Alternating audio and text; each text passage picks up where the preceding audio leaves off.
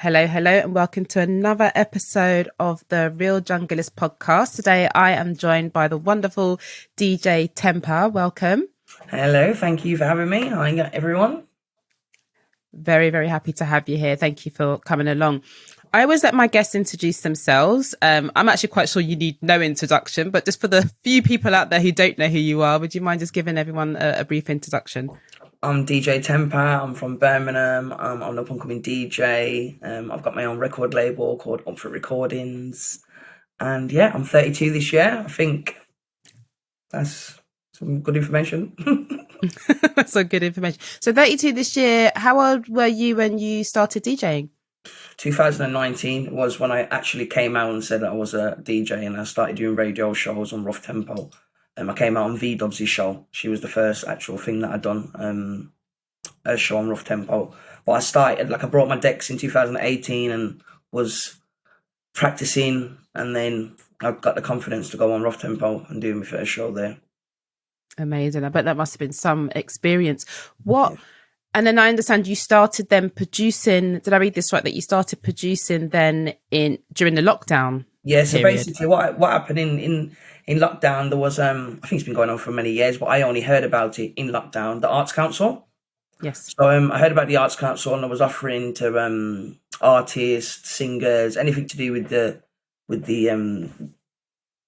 performing lifestyle that was giving out the grants. So I applied for a grant, and I got a grant, but I applied for a grant saying that I wanted to make my own tunes and I need help, and I got the grant, and then Brilliant. I bought all my equipment, started lessons, and then 2022 last year was basically you have 12 months to do your course, to do the thing that you said you wanted to do. So I applied for it 2021, got it in applied for it in 2020, got it in 2021, and then I had from 2021 to 2022 to do the project.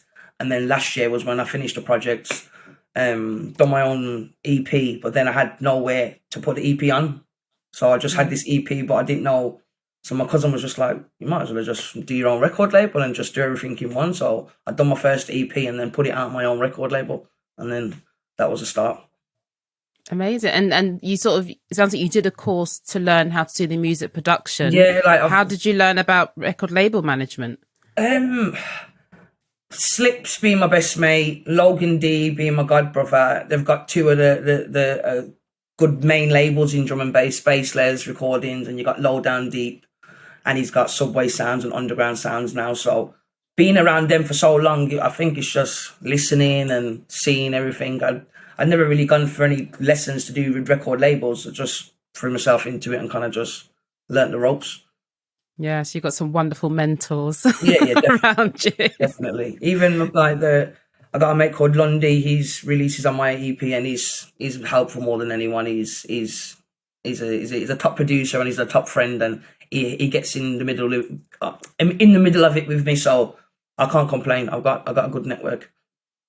Good. And I'm understanding the more I'm having these conversations, the importance of having a good network. Yeah. There's no iron team, and you can't take on the world by yourself. You need someone in every aspect of life. So rather than fighting against each other, everyone just work together, and do you know what I mean? We do it. Yeah, strength in numbers.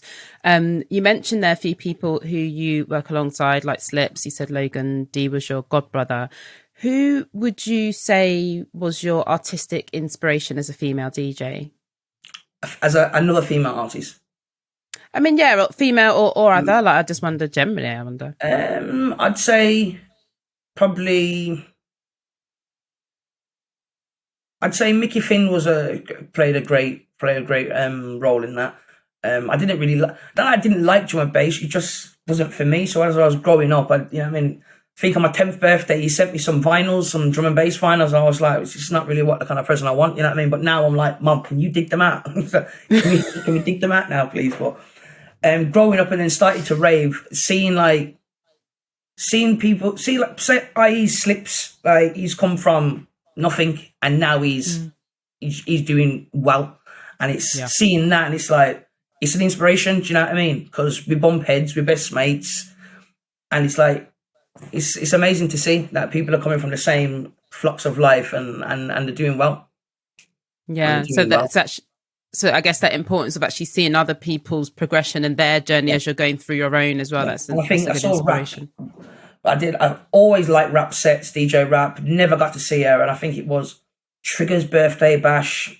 I'd say about 2012 at the Ballroom in Birmingham, and I stood on the balcony and I was just in awe for the hour. I was just like, what? How is she doing this? She's dancing. she's looking down in the record box and she's getting back up. And I was like, okay, it's like a sport. This is great. And then from then it was like, yeah, she was the one for me. Rap was like, if I'd seen her on the lineup, I'm like, I need to get there because just everything about her, you know what I mean? It was exquisite. So, yeah. Yeah, she's definitely good fun to watch. Her energy to this day is just off the charts. Yeah, the way she can just do everything at once. So that's seeing people like that as well. It's just like, yeah, I want to do this. Amazing. And so, how would you actually describe your own then? So you've got all these influences around you. How would you describe your own style of DJing when it comes to music? Like some people say to me, oh yeah, you're like a jump up DJ, or I got some crowds will be like, oh yeah, you like to play rollers. It's just like depending on my crowd. It's definitely just depends on the crowd, depends on the promotion, depends on the other artists on the lineup. Do you know what I mean? If I get booked when it's mostly jump up, then I know it's a jump up event. But if there's a few people on the lineup, we're like, okay, you play different. I kind of just incorporate at my feelings. It's just how I feel on the day. And I like to tell a story in my set. And it's never the same story. That's one thing that I've always stuck by when I started. I had 3 shows this weekend. None of the sets was the same. Wow. I don't really want to I don't want people to know what's coming. I don't want them to be standing there thinking, yeah, she's going to play that one today. No, I'm not. So I'll throw you right out of the hot water, mate. You won't even know where I'm going with it. So that's kind of one thing I stick by every time I play out. It's don't really like doing the same double drops. Don't want to do the same tunes. It doesn't... Because no double drops are the same, and plus, if someone hears your double drops and they like it, they can do it. So I just change it up every time rather than keeping it and then get upset if I hear someone else do it. Yeah. So always move it. Yeah. So tell me more about that. So you sort of said there, like when you're creating your sets, you like to take people. No, you said you like to tell a different story. Yeah. So how do you go about putting together your set list and choosing? Well, it depends on who you're working with. If you got a set and you got no MCs, then you half of your story is told already because it's just the story's just coming from you. But if you got an MC as well, now you kind of got to know what they like. And some artists will message you before saying, "Oh, can you play this sort for me?" or rare. But I don't really mind. It's a more challenge for me getting the same MC. That's another thing why I never would like one MC towards me, like just me and an MC, because I don't want to get complacent and I don't want them I want to change it up every week. So my sets, I'd either listen to the artist I'm going to work with, listen to what like sets on their SoundCloud, see kind of what their flow is and take it from there. I was going to say, what are you sort of looking at when you're looking into the crowd? And you're sort of seeing people respond. What are you looking for in terms of feedback that you're on the, for want of a better expression, on the right track? When I look back at videos, I can hear like sound effects coming from people. It sounds like really like weird, but it's like the oh bloody hell and ooh, like that's what I'm looking for. It's like if I'm hearing that, I know that you're doing all right, mate. And the F off. If someone's telling me to F off. If my best mate follows me everywhere, she comes everywhere with me. If she's at the corner and she tells me to F off, I know I'm doing what I need to do. So if there's no abuse coming from the left side, then there's a problem. I love that. We need abuse. It's so interesting, isn't it? That is the way that we show accolade in drum and bass, like swearing, middle finger, and all the rest of it. Definitely. So you sort of alluded to one of your your early experiences of jungle drum and bass. Do you remember your very first experience? Was it your godfather Mickey Finn giving you those vinyls? Do you actually think about a particular rave that you went to? Probably just the first memories was the record box, but it was always my dad in the passenger seat. I would be in the back, my mum would be driving, and my dad would just be listening to these tape backs, and he'd just be nodding his head, and I'd be like, "What is he doing? Like, he's not even doing like." I'm just looking at him thinking, "This man's weird." Like, and then my first event was probably shouldn't say it on here, but sorry. My first event was Bassman's birthday bash 2006. At Club A. I was 14. Wow. And my dad put me under his little arm and took me there. And he come up to me about 12:30, 1 o'clock in the night, and he says, "You're going home now." I said, "What?" He said, "No, you got to go home now. You can't stay." I said, "Dad, please, just let me stay." And he couldn't believe it. From the time I got there until the time it ended, I was just at the corner of the stage. I think he got me 2 Cokes and a lemonade, and I didn't move. And from that day then, I was gone. My soul was sold to drum and bass, and I have not looked back. Oh, amazing. Absolutely love it. So yeah, you came from is your mum so you said your dad, is your mum also into jungle drum bass my mum's as well? not into drum and bass, but my dad is. My dad's Long John. He used to do a few shows back in the day, and his brother bass man. So it's just in the bloodline, really. It's in the bloodline. It was meant. It couldn't have happened any other way. And we sort of spoke before we pressed record. I just want to make sure that we capture this on the pod today. How did you actually get your name, DJ Tempa? My dad. I asked my dad. I said, "Dad, I need that with my name." He said, "Well, there's only really one name for you, love. It's Tempa, because you didn't know you got a temper." Sometimes it's a lot better now. It's definitely. Don't make people scare you. I'm a real big baby, but I do have a little bit of a temper sometimes. When you're ready. Yeah. What would you say then was some of your most memorable? So, because you've it sounds you've been doing this for a long time. What would you say was some of your most memorable experiences as a DJ or as a producer? It's only really been 4 years, but it's been a good 4 years. I can't playing at Printworks. That was a huge milestone for me. Played at Printworks 2021 for King of the Rollers. To be honest, it's not even the events. The events has not even been a big thing. It's the support, the love, the meeting new friends now, networking. Like, you can't put a price on that. And the relationships I've made, you couldn't buy that in the shops. You couldn't get that anywhere else. And I've only got that from drum and bass. So that's probably the best experience I've had, is making friends and getting a new football team behind me. You know what I mean? Because they're all nutters.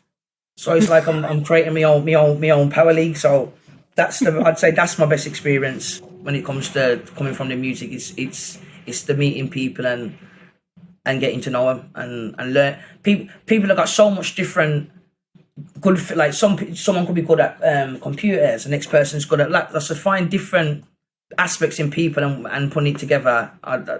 That's what I'm about. Oh, that's amazing. That's such a good answer, by the way, because I don't think I've only been doing this for a short while, but that's the first time I'm hearing people thinking, actually, not just the events. Of course, the events like Printworks must have been phenomenal, but like you said, like the people who are around you and that support, that must just be so. I think a lot of artists kind of forget that as well. It's like we can only be here if someone wants to hear us, and we don't give that appreciation, respect back to the ravers, because if it wasn't for them, we wouldn't be here as well. So I think that's one main thing that a lot of artists forget in their careers, that if it's not for them, you wouldn't be here, love. Yeah. So just like remembering, it came up in the last episode actually, that remembering the why you're doing it and who you're doing it for. It's not about stardom. It's about it's about the ravers, like you said. I love that.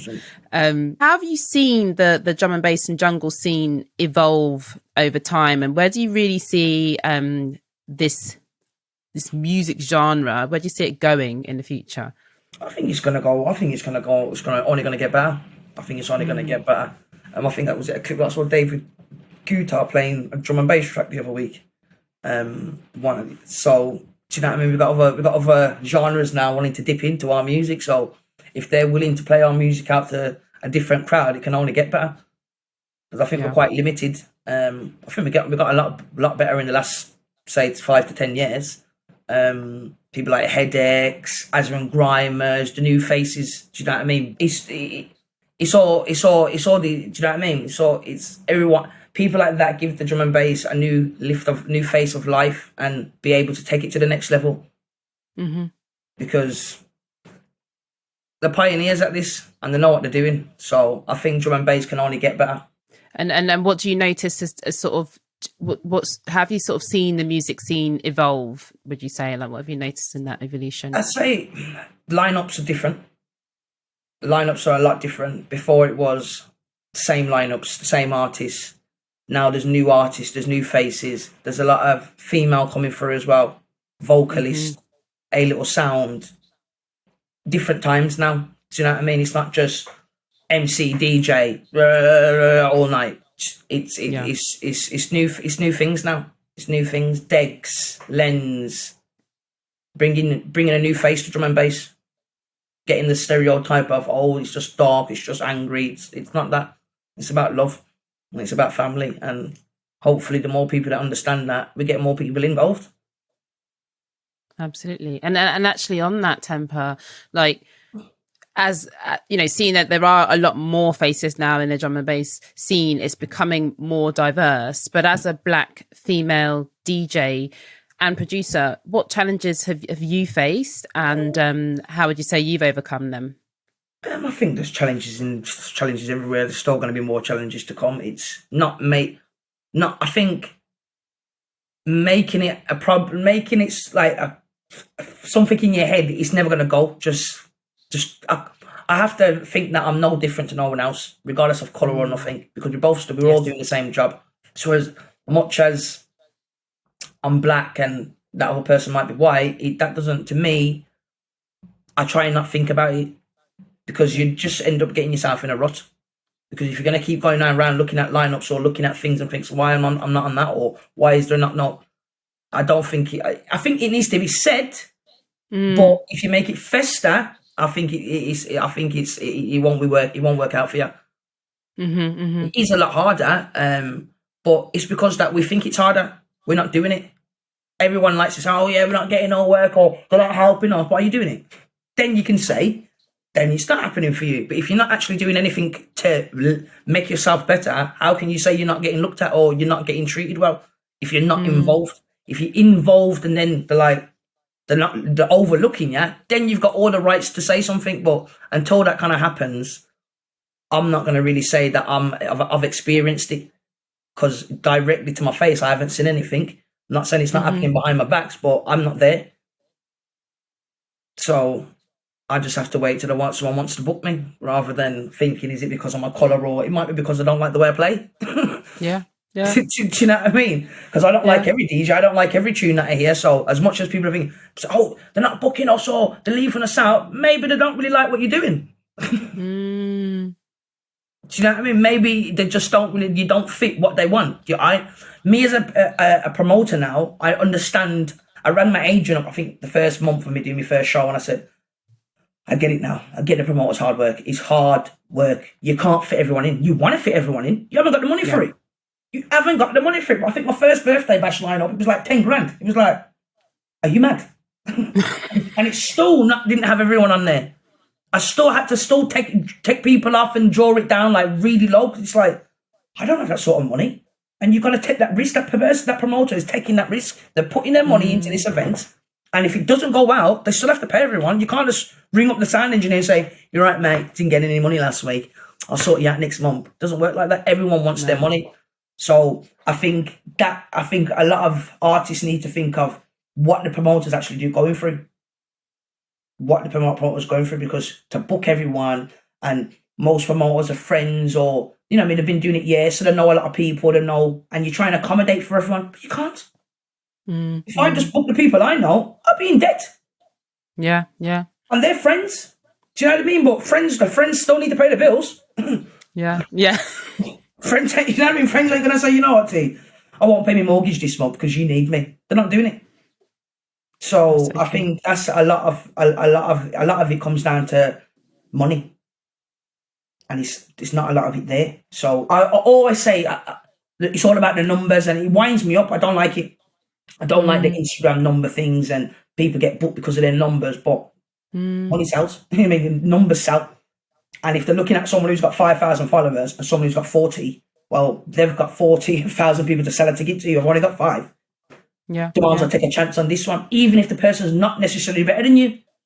But they just know it's less work working with that artist, because they just need to put up one story, one post, and it's going to do a lot of traction. Whereas your post ain't really going to do well. And that's just the way it works nowadays. It's sad, but life is life. That's the truth of it. And to be honest as well, that has come up a lot, like the importance of social media and having that following, because at the end of the day, that is the marketing strategy, isn't it? And getting that reach. If you want to be one of them DJs who don't want to be social media, fine, but then don't sit there and talk about you're not being seen or heard, because everyone's online. That's where the party's at in the week, and then we're in the clubs on the weekend. So you gotta turn up to the party in the weekday and be online and be seen. Yeah, that's such a good quote, by the way. I'm definitely going to be clipping that and sharing that. That's a brilliant quote, because it's definitely, like I say, it's definitely coming through in the conversations. The importance, like you said, so I do social media stuff. It's hard work, but you do have to put in that hard work before you can start thinking about, where you're not being included and whatnot. Like, first of all, making sure that, like you said, that you're doing the work, you're putting the work in. You have to put people think as well, oh, you're an MC, you're a DJ, and once you learn how to DJ, once you know what you're saying on the mic, that your job's done. No, it's worse now, because now you know what you're doing. Your mind has to go into something else. As soon as I learn how to DJ, I'm like, there's so much more of a thing. I'm like, you like make it look easy. It's not easy. Do you know what I mean? Don't think it's not an easy job, mate. It's hard work. It's stressful. You know what I mean? Waking up and knowing that you still got to be vigilant online, still act like if nothing's going on, if something's going on. And nothing's actually going on, but you got to make it out like something's going on just to have that. Because if you take 2 weeks off, someone new could have snuck in them 2 weeks, and now you're 2 weeks behind. Yeah. And hopefully, I think that's one of the things that I was hoping that this, video podcast could even help with as well. Like, just people having, to put content together, just people having, we need more content. Content is king. It has been king for a long time. But yeah, hopefully this will help, with that side of things as well. So yeah. With that though, are there any projects that you're working on at the moment that you can tell us about? I've just currently moved distributors. I was with Ditto before. I'm moving to Cygnus now on my label. So I've got a release coming out from Trauma on the 1st of May, The Rise of the Megalodon. Nice. Got another EP coming out from Bones. This one will be called Reggae Culture EP.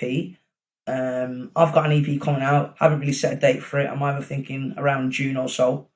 I've got a tune coming out with Ep.2 on one of Logan's labels. I don't know if it might be Subway Sounds. It's going to be a genre, a group EP with loads of artists. So I've got that coming out. Got my birthday bash at the end of the year again, 2nd of December this year. We're hosting Dark Infusion's birthday bash in June at PST. I'm going to Germany in June as well. Wow. I'm playing in Germany in June. So yeah. I've got a few weeks off now, so I'm just gonna, as you know, social media and get back on that side of things and start some releases, because I've not had a release for about 6-7 weeks, so I need it. I want at least 2 releases a month now on my label. Okay, so that's the target. At least 2 releases, either one from me and one from someone else, or 2 from me, but it needs to be at least 2 releases a month to stick up with the big labels that are killing it at the moment. Nice. And is that what you're mostly going to be concentrating on these next few months, or is there anywhere else that we can catch you in the coming months? Where else? Next few months. End of the month I'm at Brighton Land. I'll be on festival, and the same day I'm at Logan and the Magistrate's birthday bash. That's on the 29th of April. Nice. So Brighton and London on the 29th. So just chilling, not chilling out. I'm working until then, but yeah. Behind the scenes. Yeah, behind the scenes, get some new music on, and I'm a searcher for music as well. I don't sit and wait for people to send me tunes. That's one thing that I will say. I don't ever want to get lazy and just wait for people to send me tunes, because you might not be sending me something I like. So I just go and search for tunes at least twice a week. I'll search for tunes and get new tunes and buy new tunes, because it needs to be what I want to hear, what I like, because I could send 10 tunes to a record label, and they'll come back saying, none of them really fit my style. We don't want it. So now you just got 10 tunes. So that's like, if someone sends me tunes, they might fit it, but probably not for this set. So I still need to look for tunes. And I never put a tune down, or if I like it, but it may not be ready for this week, it's going in the box, because I don't know when I might need it for. Yeah. Do you know what I mean? I don't know when I might need a tune for. Yeah. So again, like in terms of like anyone listening who is up and coming, that's another great piece of advice, isn't it? That don't be passive, don't wait for tracks to get sent to you, actually put time aside. That's the only way you're going to find your style, if you find your own tunes, because a man is sending you a batch of his tunes when that's his style. You have to now filter through that and pick which ones actually make your ears tingle. Whereas, yeah, you know what I mean? All the tunes make him tingle, but maybe 5 out of 50 are going to be the tinglers. So you need to find the tinglers and put them in your box. That's how you start. Sorry. This is another great quote from you. Find all the tinglers. My dad's known as the one-liner, so I think I've picked that up over the years. I'm just, oh, God. Oh, it's absolutely brilliant. You've given such a wealth of, great advice in this conversation. I wonder, is there anything else you'd like to share in terms of advice for anyone out there who is looking to come up as a DJ producer in a jungle and drum bass scene? Don't listen to anyone, even if they're your mates, you know what I mean? They might be telling you that shit, but don't listen to them. Just stick at it. And if it's something that you love and it's your passion, no one can't tell you about it. Just stick at it and don't think that you're alone. Anything that you think you're going through, it's already been done. We've all got the t-shirt. We've all got the mental health t-shirt in the back of the house. We've all got the depression. We've all got the I want it quick. We've all got the everything t-shirt. So don't think you're going through anything that no one else hasn't. And know that there's someone always out there to talk to. So just that. That's brilliant advice. And I think definitely, some, like you said, especially when it comes to sort of mental health issues, it can feel so isolating. And, like you alluded to earlier in the conversation, just that community, reach out to people who have been there, done that, got the t-shirt. You're not alone. Yeah, definitely. 100%. Brilliant.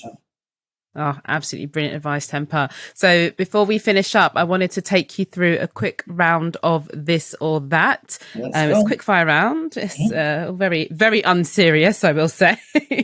So you're just going to choose one or the other, basically. So iPhone or Android? iPhone. Digital or analog when it comes to sounds? Digital. Okay. Do you prefer to listen to music through your headphones or through speakers? That's a hard one, that is.